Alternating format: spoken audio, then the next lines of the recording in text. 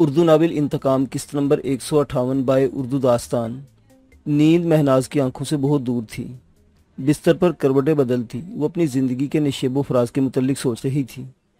ایک چھوٹے شہر کی لڑکی جو اپنی اور اپنے گھر والوں کی زندگی بنانے کے لیے اس بڑے شہر میں آئی تھی، اور پھر اس بڑے شہر نے اسے اس طرح نگل لیا تھا کہ وہ کبھی اپنی زندگی جی نہیں سکی تھی۔ ہاں، یہ ضرور ہوا تھا کہ اس کے پاس پیسہ بہت آ گیا تھا، اور اس پیسے نے اس کے گھر والوں کی زندگی بدل دی تھی۔ ترس ترس کر زندگی گزارنے والے اس کے خاندان کے لیے یہ خوشحالی اتنی کشش رکھتی تھی کہ اگر انہیں اس کی زندگی کے بارے میں کوئی شک تھا بھی تو انہوں نے اس کے سامنے کوئی سوال نہیں اٹھایا تھا۔ وہ ہر ماہ اس سے موٹی رقم وصول کرنے کے علاوہ صرف اپنی کسی اضافی فرمائش کے حصول کے لیے رابطہ کرتے تھے۔ اس سے آگے اس سے کوئی دلچسپی نہیں تھی، یہاں تک کہ وہ عید بقر عید پر پارلر میں کام کا زیادہ دباؤ ہونے کا بہانہ بنا کر گھر نہیں جا پاتی تھی تو کوئی اس سے آنے کا اصرار نہیں کرتا تھا، اور نہایت مدبر بن کر کہہ دیا جاتا تھا کہ ہم تمہاری مجبوری کو سمجھتے ہیں۔ وہ لوگ خاک اس کی مجبوری کو سمجھتے تھے۔ انہیں قطعی اندازہ نہیں تھا کہ ان کے عیش و عشرت کی قیمت وہ خود کو سونے کے ایک ایسے پنجرے میں قید کر کے ادا کر رہی ہے جہاں اس کے لیے بے شمار اذیت ہے۔ اسے بازل جیسے نفسیاتی مریض کی پسندیدہ عورت ہونے کا اعزاز حاصل تھا، اور وہ ذہنی مریض اپنی اذیت پسند طبیعت کی تسکین کے لیے اکثر اس کو ایسے تجربات سے گزارتا تھا کہ وہ تڑپ کر رہ جاتی تھی۔ بعض اوقات تو کئی دن بستر سے اتر کر کام کاج کے لائق نہیں رہتی تھی، لیکن اس میں اتنی ہمت نہیں تھی کہ اس ظالم کی قید سے نکل بھاگنے کی تدبیر کرتی۔ وہ اس سارے ظلم و ستم کی قیمت ادا کرتا تھا، اور وہ نفسیاتی طور پر اس طرح اس کی غلام بن چکی تھی کہ اس کے اندر سے آزادی کی خواہش ختم ہو گئی تھی۔ لیکن اب بشرا کو دیکھ دیکھ کر اس کے اندر ایک لہر سی پیدا ہونے لگی تھی۔ وہ حیران ہوتی تھی کہ اس لڑکی نے اتنے دکھ اور تکالیف برداشت کرنے کے باوجود کبھی ذہنی طور پر بازل کی غلامی کو قبول نہیں کیا تھا، یہاں تک کہ وہ اپنا سب کچھ گنوانے کے بعد ایک بدصورت اور بدحیت وجود کے طور پر اس کے گھر میں رہنے پر مجبور ہو گئی تھی۔ تب بھی مہناز کو اس کے اندر بدلے کی ایک ایسی آگ لپکتی محسوس ہوتی تھی۔ وہ جس عرصے میں اپنی یاداشت کھو جانے کی اداکاری کرتے ہوئے ایک بے بس ملازمہ کی حیثیت سے اس کے ساتھ رہ رہی تھی، اس وقت بھی مہناز اندر کہیں یہ بات جانتی تھی کہ یہ سب سچ نہیں ہے۔ بظاہر بشرا سے ہمدردی میں اس نے اپنے ساتھ رکھا ہوا تھا، لیکن اس ہمدردی سے ہٹ کر بھی ایک وجہ تھی۔ بشرا کے اندر ہمہ وقت جلتی اندیکھی آگ کی تپش اسے یقین دلاتی تھی کہ اس کے پیروں میں پڑی بیڑی بازل نام کی زنجیر کاٹنے میں یہی کمزور اور بے بس لڑکی کوئی کردار ادا کرے گی، اور اب وہ وقت آ گیا تھا۔ بازل کی طویل غیر حاضری کے عرصے میں غیر محسوس طور پر اس کی بشرا سے قربت بڑھی تھی۔ وہ اس کے وکی اور لالا کے آدمیوں سے رابطوں سے بھی واقف ہو گئی تھی، لیکن ہر شے سے صرف نظر کیا تھا۔ کبھی کبھی موقع طے ملنے پر وہ بشرا کو اپنے حالات زندگی بھی سنانے لگتی تھی، اور بازل کی اذیت پسند فطرت کی کہانیاں بھی کانٹوں بھری راہ پر عرصے سے ننگے پیر چلتی۔ اس لڑکی کو بشرا کی صورت میں ایک ایسی سامع میسر آ گئی تھی جس سے اسے افشا راز کا کوئی خدشہ نہیں رہا تھا۔ اگرچہ اس کے دل کو ہر لمحہ بازل کے لوٹ آنے کا دھڑکا لگا رہتا تھا، لیکن اس کے لیے اس کی طویل غیر حاضری کے دن بڑے پرسکون تھے۔ وہ ہمہ وقت ایک افرید کو خوش اور مطمئن رکھنے کی فکر سے آزاد تھی، اور دعا کرتی تھی کہ وہ اب کبھی لوٹ کر نہ آئے، لیکن اسے لگتا تھا کہ اس کی یہ دعا قبول نہیں ہوئی تھی اور وہ لوٹ آیا تھا۔ بشرا نے اسے کچھ نہیں بتایا تھا، لیکن ایک روز وہ لالا کے آدمی کے ساتھ کہیں گئی تھی، اور جب واپس آئی تو بہت بدلی ہوئی محسوس ہو رہی تھی۔ اس پر ہمہ وقت طاری رہنے والا اضطراب دور ہو چکا تھا، اور وہ یوں پرسکون تھی جیسے زندگی کا مقصد پورا ہو گیا ہو۔ مہناز نے اس کی تبدیلی کا سبب پوچھا تو اس نے کھل کر کچھ نہیں بتایا، اور ذرا سا مسکرا کر بس اتنا بولی، میرے تمہارے سارے دل درد دور ہونے کا وقت آ گیا ہے، اور ایک ایسا منظر ہمارا منتظر ہے جو روح تک کو سرشار کر دے گا۔ اس کے بعد وہ اپنے والدین کے قبروں پر جانے کا بتا کر گھر سے نکلی تھی تو واپس نہیں آئی تھی۔ البتہ اس کا فون آ گیا تھا کہ اس کی ایک پرانی سہیلی مل گئی ہے، جس کے اصرار پر وہ ایک رات کے لیے اس گھر رکنے آ گئی تھی۔ تو یہ طے تھا کہ بشرا آج کی رات اپنی پرانی سہیلی کے گھر رکی ہوئی تھی، اور اسے اپنے گھر میں خواہ مخواہ خوف محسوس ہو رہا تھا۔ خوف کیوں محسوس ہو رہا تھا؟ اس کا جواب بجنے والی اطلاعی گھنٹی نے دے دیا۔ وہ دل ہی دل میں خیر کی دعا مانگتے ہوئے دروازے کی طرف گئی، لیکن ڈورائی سے جھانکنے پر اسے جو چہرہ دکھائی دیا اس نے اسے بتا دیا کہ یہ قبولیت کی گھڑی نہیں تھی۔ اس کا دل چاہا دروازہ نہ کھولے، لیکن یہ ممکنات میں سے نہیں تھا۔ وہ ایسی جرات کر بھی لیتی تو اسے روکنے میں کامیاب نہیں ہو سکتی تھی۔ وہ بہر صورت اندر آتا، اور اس وقت وہ اس کا غضب کا سامنا نہ کر سکتی۔ اس نے کپ کپاتے ہاتھوں سے دروازہ کھول دیا۔ وہ کسی بھڑکے ہوئے بھینسوں کی طرح اندر داخل ہوا، اور ایک طرف دھکیلتے ہوئے سیدھا اندر کی طرف بڑھ گیا۔ کہاں ہے وہ حرام؟ مختلف دروازے کھول کر اندر جھانکتے ہوئے دھاڑ رہا تھا اور منہ سے مغلظات کی بارش ہو رہی تھی۔ ایک دیوار کے ساتھ پشت لگائے کھڑی منہاس کی ہمت نہیں تھی کہ اسے مخاطب کر سکتی۔ کہاں کہاں چھپا رکھا ہے اسے؟ آخر وہ خود اپنی تلاش میں ناکام ہو کر اس کی طرف پلٹا اور اس کے بازو میں سختی سے انگلیاں پیوست کرتے اسے پوچھا، کون؟ کس کی بات کر رہے ہو تم؟ یہاں تو میرے سوا کوئی نہیں ہے۔ وہ سمجھ گئی تھی کہ وہ کسے تلاش کر رہا ہے، پھر بھی انجان بن گئی۔ وہی تیری سگی جسے اس کی ماں نے شاید تیرے باپ کے ساتھ سو کر پیدا کیا تھا، جو تیرے دل میں ہر وقت اس سے ہمدردی کے ابال اٹھتے رہتے تھے۔ وہ اس وقت گٹر کا ڈھکن بنا ہوا تھا جس سے غلاظت اگلی پڑ رہی تھی۔ مہناز ننھی بچی نہیں تھی۔ بشرا نے اگرچہ اسے واضح طور پر کچھ نہیں بتایا تھا، لیکن بازل کی حالت اور غصہ دونوں سے سمجھانے کے لیے کافی تھے کہ بشرا جس خوشخبری کا ذکر کر گئی تھی اس کا تعلق بازل سے تھا۔ شاید بازل اس کے ہمدردوں کی گرفت میں آ گیا تھا، لیکن ابھی یہ بلا آزاد تھی۔ وہ نہیں ہے، اسے کچھ لوگ اپنے ساتھ لے گئے تھے۔ کون لوگ؟ وہ اس کا جواب سن کر چونکا۔ شاید لالا عیسیٰ کے آدمی تھے۔ اس نے بظاہر جھجکتے ہوئے خوف سے جواب دیا، لیکن در حقیقت وہ بازل کو باور کرا رہی تھی کہ اب بشرا محفوظ ہاتھوں میں ہے۔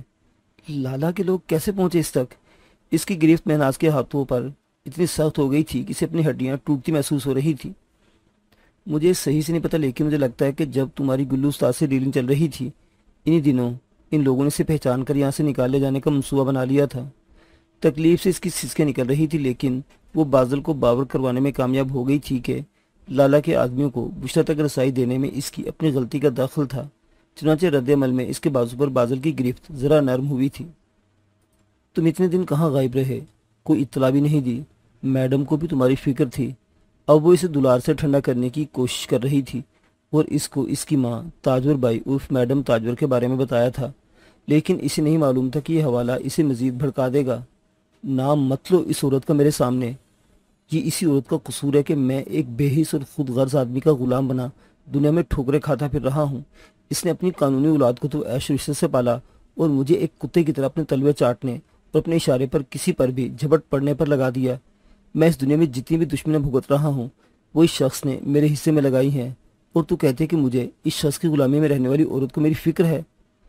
وہ جس معاشرے کا حصہ تھا، وہ نقطہ حرام ہونا اتنی معمولی بات نہیں تھی جس نے اس کی زندگی کو متاثر نہ کیا ہو۔ وہ جانتا تھا کہ بظاہر سب اس سے ڈرتے ہیں اور اس کے حکم سے سرتابی کی ضرورت نہیں رکھتے، لیکن اس کے پیچھے ان میں چپکے چپکے اس کے عرفان اللہ کی ناجائز اولاد ہونے کی بات چلتی رہتی ہے۔ لاکھ تاجور بائی نے اس کی ولدیت کے خانے میں اپنے شوہر شوکت عرف شوکے کا نام لکھوایا تھا، لیکن جاننے والے بہت کچھ جانتے تھے اور ایسی باتیں کبھی چھپی نہیں رہتی۔ سرگوشیوں اور چمگائیوں کی صورت آگے بڑھتی رہتی ہیں۔ ان سرگوشیوں اور چمگائیوں نے بازل کے نفسیات میں ایسی پیچیدگی پیدا کی تھی کہ وہ انسان سے زیادہ جانور بن گیا تھا، اور اس جانور کو اپنا غصہ نکالنے کے لیے کوئی نہ کوئی چاہیے ہوتا تھا۔ اس وقت وہ کوئی اسے مہناز کی صورت میسر آ گیا تھا، چنانچہ اسی پر پل پڑا۔ میرے ساتھ ایسا کیوں کر رہے ہو؟ میرا کوئی قصور نہیں ہے۔ خود کو بچانے کی کوشش کرتے ہوئے اسے سمجھانے کی کوشش کر رہی تھی۔ کیسے تیرا قصور نہیں ہے؟ تیرا فرض تھا کہ میرے پیچھے میرے گھر کی حفاظت کرتی، لیکن تو نے اس ڈیش کو فرار کروا دیا۔ وہ بری طرح اسے رگید رہا تھا۔ میں نے نہیں کروایا، لالا کے آدمی سے لے گئے۔ میں ان گنڈوں کا مقابلہ کیسے کر سکتی تھی؟ اپنے دونوں ہاتھوں کو آگے کر کے اپنے چہرے کو اس کی پہنچ سے بچانے کی کوشش کرتے ہوئے اس نے دہائی دی، تو مقابلہ نہیں کر سکتی تھی، لیکن میرے آدمی کو تو اطلاع دے سکتی تھی۔ دی تو نے اطلاع؟ وہ چلایا، اور اس بار مہناز کے پاس کہنے کے لیے کچھ نہیں تھا۔ یہ تو واقعی ممکن تھا کہ اتنے بڑے واقعے کے بعد وہ بازل کے ساتھیوں کو مطلع نہیں کرتی۔ بازل کے وفادار کی حیثیت سے ایسا کرنا چاہیے تھا، لیکن وہ ایسا تو اس صورت میں نہیں کرتی جبکہ کچھ ہوا ہوتا۔ جو اس نے بازل کو باور کروانے کی کوشش کی تھی وہ اپنے جھوٹ کے جال میں پھنس گئی تھی۔ تو نے فرار کروایا ہے نا اسے؟ تو شامل ہے اسے یہاں بھگانے میں؟ بازل نے اس کا خاموش ہونا بھی محسوس کیا اور نتیجہ بھی اخذ کر لیا۔ نہیں، میں نے نہیں کروایا۔ وہ جھوٹ میں بول رہی تھی، لیکن اسے سچ بھی نہیں بتا رہی تھی، اور یہ بات بازل کے اشتعال کو ہوا دینے کے لیے کافی تھی۔ وہ بھول گیا تھا کہ وہ اس کی پسندیدہ ترین عورت ہے۔ زدہ گوبو اسے پہلے ہی کر رہا تھا، اب جنون مزید بڑھ گیا تھا۔ بتا، کہاں گئی ہے وہ؟ کہاں چھپایا ہے تو نے اسے؟ اس کی زبان میں اتنی تیزی سے سوال نہیں کر رہی تھی جتنی تیزی سے ہاتھ پیر چل رہے تھے۔ مجھے نہیں معلوم۔ بازل کی ہر ضرب اسے چیخنے اور کراہنے پر مجبور کر رہی تھی، لیکن ضد سوار ہو گئی تھی کہ اس کے سوال کا جواب نہیں دینا۔ شاید اسے احساس ہو گیا تھا کہ اس کے ساتھ کتنی ہی وفاداری کا مظاہرہ کرتی، آخر کار اس نے وحشی درندے کی طرح اسے چیر پھاڑ ہی دینا تھا۔ تو بس جو ہونا تھا وہ آج ہی ہو جاتا۔ درد کی انتہا پر پہنچ کر وہ ہوش و حواس سے بیگانہ ہونے تک وہ اپنی ضد سے پیچھے نہیں ہٹی۔ درندہ جانتا تھا کہ وہ زیادہ دیر یہاں نہیں رک سکتا کہ اس کے فرار کی خبر ہونے کے بعد اس کی تلاش میں دوڑنے والے سب سے پہلے یہیں آئیں گے۔ چنانچہ اسی نیم جان مہناز کو اس کے حال پر چھوڑ کر وہاں سے جانا پڑا، لیکن اس کا غصہ اور وحشت اپنی جگہ پر قائم تھے۔ یہ تو بہت بڑا نقصان ہو گیا۔ ہاں، بہت بڑا نقصان۔ لالا عیسیٰ کچھ گمسم سی کیفیت میں تھا۔ دراصل وہ اس لمحے میں تھا جب اصغر کے پاس اس کمپیوٹر کے ماہر لڑکے کی کال آئی تھی جسے وہ اس کے ایک نائب کے ساتھ اپنے ٹھکانے پر چھوڑ کر آئے تھے۔ وہ دونوں لڑکے ایک ساؤنڈ پروف کمرے میں بیٹھے اپنے فرائض ادا کر رہے تھے۔ انہوں نے اپنی جگہ بیٹھے بیٹھے ان کے مشن میں اپنا اہم کردار ادا کیا تھا۔ D S P Zaheer Khan کے سیکورٹی کیمروں کو ہیک کرنا انہی کا کارنامہ تھا، لیکن اس لمحے وہ لڑکا ہراسا سا چیخ رہا تھا، یہاں آگ لگ گئی ہے اصغر استاد، اور ہمیں باہر نکلنے کا راستہ نہیں مل رہا۔ آگ کیسے لگ گئی؟ اصغر سن کر حیران ہوا۔ مجھے کچھ نہیں معلوم، بس کچھ دیر پہلے ندیم نے باہر والے کیمرے میں کسی کو باہر جاتے دیکھا تھا۔ اس وقت اس نے دھیان نہیں دیا کہ شاید کام والا لڑکا ہے، لیکن لگتا ہے وہی آگ لگا کر نکلا ہے۔ سارے گھر میں دھواں، گیس کی بو اور آگ پھیلی ہوئی ہے، اور ہمیں باہر نکلنے کا راستہ نہیں مل رہا۔ وہ بولنے کے ساتھ ساتھ بری طرح کھانس بھی رہا تھا۔ زندہ جل کر مر جانے کا خوف اس کی آواز میں وحشت بھر رہا تھا۔ فائر بریگیڈ کو کال کی تو نے؟ اصغر نے بھی چیختے ہوئے سے کہا۔ وہاں کوئی کال نہیں اٹھا رہا۔ فون کرنے والے کے لیے بولنا مشکل ہونے لگا تھا۔ دراصل انہیں خبر اتنی دیر سے ہوئی تھی کہ آگ بے تحاشا پھیل چکی تھی۔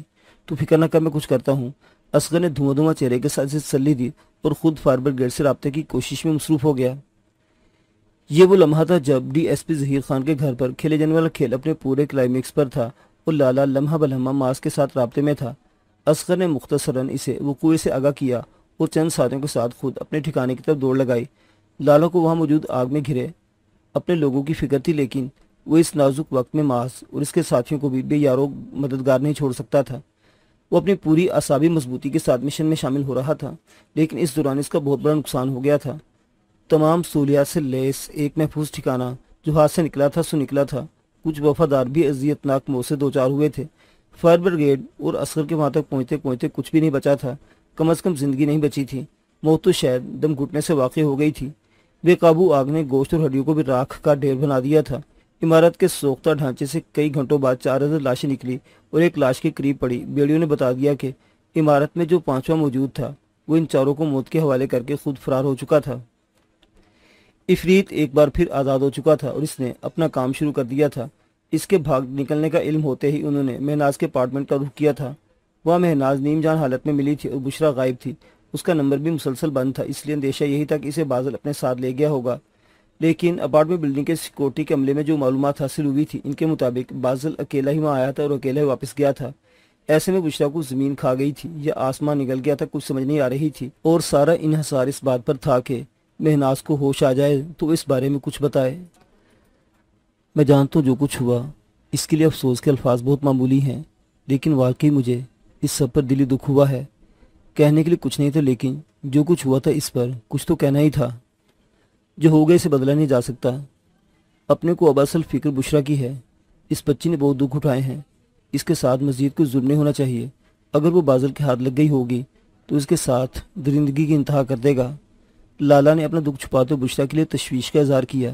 وہ ایسا ہی تھا، اسے اپنے نقصان پر بات کرنے کی عادت ہی نہیں تھی۔ ہمیں مہناز کے اپارٹمنٹ بلڈنگ کے سیکورٹی کیمروں کی فوٹیج نکلوانی چاہیے۔ بشرا کوئی مکھی تو نہیں کہ کیمروں کی زد میں آئے بغیر نکل جائے۔ خود کہیں گئی ہے یا اسے لے جایا گیا ہے، دونوں صورتوں میں ریکارڈنگ تو ہونی چاہیے۔ اس سلسلے میں پہلے ہی کوشش کی جا چکی ہے۔ وہاں کے سیکورٹی افسر کا کہنا ہے کہ بلڈنگ کے مین گیٹ کے کیمرے میں خرابی کے باعث وہ مرمت کے لیے گیا ہوا تھا، اس لیے ان کے پاس کل پورا دن اور رات کی کوئی ریکارڈنگ موجود نہیں ہے۔ یہ تو بہت عجیب اتفاق ہے، کہیں کیمرے کی خرابی کی آڑ میں کسی سچ پر پردہ ڈالنے کی کوشش تو نہیں کی جا رہی؟ لالا کا جواب سن کر اس نے اپنے خدشے کا اظہار کیا۔ اس بات کے امکان تو موجود ہے، لیکن فی الحال ہم سیکورٹی افسر پر ہاتھ نہیں ڈال سکتے۔ وہ اگر بازل کے کہنے پر ہی جھوٹ بول رہا ہے تو بازل کی اس پر نظر بھی ہوگی۔ نظر ہم بھی رکھ سکتے ہیں، معاذ نے تجویز دی۔ یقیناً، اور ہم ایسا ہی کر رہے ہیں۔ لالا کا اپنا ایک عمر کا تجربہ تھا، اس لیے وہ اس کی ہر تجویز جو پہلے ہی عمل پیرا تھا۔ مجھے بشرا کی بہت زیادہ فکر ہو رہی تھی، لیکن آپ کے ان اقدامات کے بعد امید ہے کہ جلد ہم اس تک پہنچنے میں کامیاب ہو جائیں گے۔ معاذ کے ہونٹوں پر پہلی بار ہلکی سی مسکراہٹ نے جھپ دکھائی، لیکن یہ مسکراہٹ فوراً ہی مان پڑ گئی۔ وجہ اچانک اٹھنے والا وہ شور تھا جس میں نیلی کی آواز سب سے نمایاں تھی۔ وہ فوراً آوازوں کی سمت بھاگا۔ آوازیں اس اسٹور کمرے سے آئی تھی جس میں D S P Zaheer Khan کو رکھا گیا تھا۔ وہ کمرے کے دروازے سے کچھ فاصلے پر تھا کہ وکی نیلی کو مضبوطی سے پکڑ کر کھینچ کر باہر لاتا دکھائی دیا۔ تم اسے نہیں بچا سکتے، تم میرے مومی کے قاتل کو نہیں بچا سکتے، میں اس کے ٹکڑے ٹکڑے کر کے چیل کووں کے آگے ڈال دوں گی۔ وہ اس سے کہیں زیادہ اذیت سے گزرے گا جس سے مومی گزرا اور جس سے میں دن رات گزر رہی ہوں۔ وہ حلق کے بل چیخ رہی تھی اور خود کو وکی کی گریف سے چھڑانے کی جنونی کوشش کر رہی تھی۔ معزز کے ہاتھوں اور کپڑوں پر لگا خون دیکھا تو اندازہ ہوا کہ وہ کسی حد تک اپنے ارادے میں کامیاب رہی تھی۔ جو تم چاہو گی ویسا ہی ہوگا، لیکن ابھی تھوڑے صبر سے کام لو۔ وکی سے پچکار کر سمجھانے کی کوشش کر رہا تھا لیکن کچھ سمجھنے کو تیار نہیں تھی، اس لیے بدلحاظی سے بولی، صبر تم کر سکتے ہو اپنے اس دوست پر، صبر جو تمہارے پسینے پر اپنا خون گرانے کو تیار رہتا تھا، لیکن میں ایسا بالکل نہیں کر سکتی۔ میرے لیے کسی بھی مفاد اور مسئلے سے بڑھ کر ہے مومی کے قاتل سے بدلہ لینا۔ جب تک یہ ملعون جہنم رسید نہیں ہوگا، نہ تو قبر میں مومی کو چین آئے گا، نہ زمین کے اوپر مجھے۔ وہ وکی کی گریف سے نکلی جا رہی تھی۔ معاذ نے دیکھا کہ اس کے الفاظ نے وکی کے چہرے کا سارا خون نچوڑ لیا۔ نیلی نے اس پر جو الزام لگایا تھا اسے سہنا اس کے لیے بہت مشکل تھا۔ یہ ہسٹیریا کے دورے کا شکار ہے، اس وقت اسے سمجھانے سے زیادہ ذہنی سکون کی ضرورت ہے۔ لالا جو اس کے پیچھے ہی تھا اٹھ کر وہاں چلا آیا تھا۔ نیلی کی کیفیت کو دیکھتے ہوئے دھیمی آواز میں بولا اور ایمرجنسی میڈیکل کٹ اٹھائے مذکورہ کمرے کی طرف جاتے اپنے کارندے کو روک کر اس کٹ میں سے ایک انجیکشن نکال کر معاذ کے حوالے کیا۔ معاذ اس کی بات سمجھ گیا، چنانچہ شیشے کی چھوٹی سی بوتل میں موجود محلول سرنج میں بھرا اور وکی سے اشارہ کیا۔ وکی نے اس کا مطلب سمجھ کر نیلی کو پوری طرح قوت سے جکڑ لیا۔ سرنج میں موجود محلول نما نیلی کے بازو میں منتقل ہونے کے چند لمحے بعد اس کی مزاحمت نے دم توڑنا شروع کر دیا۔ وکی اسے کسی کانچ کی گڑیا کی طرح سنبھال کر اس کے زیر استعمال کمرے کی طرف بڑھ گیا۔ وہاں وہ وفادار نرس شرمندہ سی موجود تھی جس کے ذمہ نیلی کی دیکھ بھال تھی۔ میں واش روم میں تھی سر، مجھے نہیں پتا چلا کہ کب اٹھ کر کمرے سے باہر نکل گئی۔ وہ وکی کے سامنے وضاحتیں پیش کرنے لگی۔ اٹس اوکے، اب آپ ان کا بہت خیال رکھیے گا، وہ کہہ کر کمرے سے باہر نکل گیا اور اس کمرے کا رخ کیا جہاں ظہیر خان شدید زخمی حالت میں موجود تھا اور جارو ایک شخص کے ساتھ مل کر اس کی مرہم پٹی کرنے کی کوشش کر رہا تھا۔ اب اس کوشش میں معاذ بھی ان کے ساتھ شامل ہو چکا تھا، لیکن ظہیر خان کے لباس بستر اور کمرے کے فرش پر پھیلا بے تحاشا خون گواہی دے رہا تھا کہ وہ اپنے مقصد میں کامیاب نہیں ہے۔ بستر پر ظہیر خان کا جسم کسی ذبح کیے جانے والے بکرے کی طرح تڑپ اور پھڑک رہا تھا اور اس کے دیدے الٹ چکے تھے۔ کوئی فائدہ نہیں، زخم بہت گہرا ہے اور نرخرا کٹ چکا ہے۔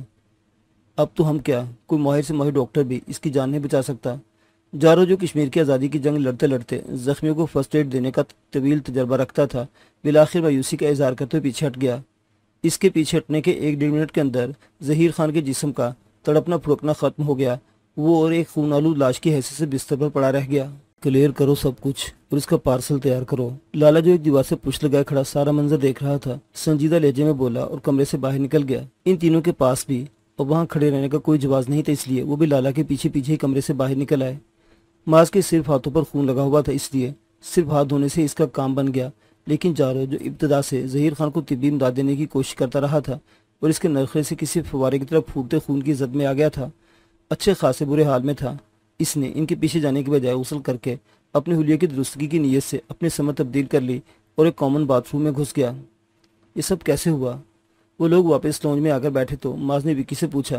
نیلی نے شاید ہماری باتیں سن لی تھیں یا خود ظہیر خان کو دیکھ لیا تھا، اس لیے وہ طاق میں تھی۔ کچھ دیر پہلے نرس واش روم میں گئی تو اسے موقع مل گیا۔ اس نے کچن سے گوشت کاٹنے کی بڑی چھری لی اور اس سے ظہیر خان پر حملہ کر دیا۔ بندہ وہ ہونے کی وجہ سے وہ زیادہ مزاحمت نہیں کر سکا۔ جب تک شور سن کر ہم لوگ وہاں پہنچے نیلی اپنا کام کر چکی تھی۔ وکی نے تفصیل بتائی۔ محبوب کو کھو دینے کا غم معمولی نہیں ہوتا، ہو سکتا ہے انتقام لینے کے بعد نیلی کو قرار آ جائے۔ معاذ اپنی رائے دیتے بیجنگ کے اس ہسپتال پہنچ گیا جہاں ایک بستر پر لیٹی سجل کے پاس زندگی کی مہلت ہر لمحے کم ہوتی جا رہی تھی۔ وہ جو جیتی تھی تو بس اس آس میں جیتی تھی کہ ایک بار اپنے بیٹے کو دیکھ سکے، اسے اپنی باہوں میں لے کر پیار کر سکے، اور وہ تھا کہ اس کی یہ واحد خواہش بھی پوری نہیں کر پا رہا تھا۔ ہو سکتا ہے ایسا ہو جائے، لیکن اس حرکت سے فی الحال تو نقصان ہوا ہی ہے۔ ہمیں تو ظہیر خان سے پوچھ گچھ کا موقع نہیں ملا۔ وکی نے افسوس کا اظہار کیا۔ رات کو بہت زیادہ دیر ہو گئی تھی اور ظہیر خان بے ہوش بھی تھا، تو انہوں نے اسے اس کے حال پر چھوڑ دیا تھا اور اس سے معلومات حاصل کرنے کا کام صبح تک موقوف کر دیا تھا، لیکن صبح یہ حادثہ پیش آ گیا۔ چھوڑو یار، میرے خیال میں تو ظہیر خان ہمیں جو کچھ بتا چکا تھا۔ بنیادی طور پر تم اسے ڈھال بنا کر ساتھ لائے تھے، माज ने नाक पर से मक्खी उड़ाई। फिर अब हमारा अगला कदम क्या होगा? ज़हीर खान ने बताया था कि इसने आज़म को इरफानुल्लाह के सुपुर्द किया है। अब हमें इसको चेक करना होगा। इससे तुम्हारा रूप लंबा होने के सिवा कुछ नहीं होगा यंग मैन। अब तक खामोश बैठा लाला ने गुफ्तगू में दखल दिया। क्या मतलब? मतलब ये कि हम अपने सारे वसाइल झोंक कर इरफानुल्लाह तक पहुँचेंगे तो आगे से वो कह देगा कि इसने बच्चा मैडम एक्स के हवाले कर दिया है। तुम अच्छी तरह जानते हो कि तुम्हारा असल दुश्मन कौन है। फिर इधर उधर टामक टोया मारते फिरने का क्या फायदा? सीधा इस पर हाथ डालो। कैसे हाथ डाले? वो तो किलाबंद होकर बैठी हुई है। तुम खुद बता रहे थे कि उस तक पहुंचने की कोशिश में तुम्हें कितना नुकसान उठाना पड़ा है। लाला और इसके आदमियों की कोशिश से सबसे बड़ा काम ये हुआ था कि मैडम एक्स की शख्सियत पर से पर्दे उतर गए थे। वो जो एक अरसे तक इनके लिए पुरस्कार किरदार बनी हुई थी, अब कम से कम इसके इसरार खत्म हो गया था और वो जानते थे कि मैडम एक्स जे कंपनी की सीईओ है। उसका दफ्तर नहीं, एक किला था जहाँ इसकी मर्जी के बगैर परिंदा भी पर नहीं मार सकता था। और जब कभी वो इस किले से बाहर निकलती थी तो अपनी बुलेट प्रूफ गाड़ी में सिक्योरिटी गार्ड्स के हमरा एक जत्थे के साथ निकलती थी। ये वो मालूमात थी जो सोने ने भी इसे नहीं दी थी। इसने इसे अपने और अपनी माँ के बारे में बहुत कुछ बताया था, लेकिन इसकी शख्सियत पर परा पर्दा नहीं उठाया था। शायद रिश्ते की मोहब्बत ने इसे ऐसा नहीं करने दिया था और इस पर मास को इससे शिकवा नहीं था। खूनी रिश्तों की मोहब्बत फितरी तौर पर आदमी के अंदर होती है और अक्सर हालात में वो इन्हें बचाने की कोशिश करता है। नुकसान तो उठाना पड़ा, लेकिन हाथ पर हाथ धरकर भी तो नहीं बैठ सकते। कोई राह तो निकालनी पड़ेगी। हमारी सबसे बड़ी कमजोरी टेक्नोलॉजी में इनसे पीछे होना है। अगर हमारा ये मसला हल हो जाए तो हम आराम से मुकाबला कर सकते हैं। इस मसले के हल के लिए तुम्हारे ज़हन में है कुछ? इसे महसूस किया कि लाला किसी खास समत में सोच रहा है। चीनियों से मदद ले, वो डोरे हिलाएं कि तो जेल में पड़ा हुआ सदाकत शाह भी बाहर आ जाएगा और हमारा ये टेक्नोलॉजी वाला मसला भी हल हो जाएगा। लाला अपने दिल की बात जुबान पर लाया तो माज भी सोचने पर मजबूर हो गया। मुअज़्ज़िज़ सामीन हज़रात, ये दास्तान अभी जारी है।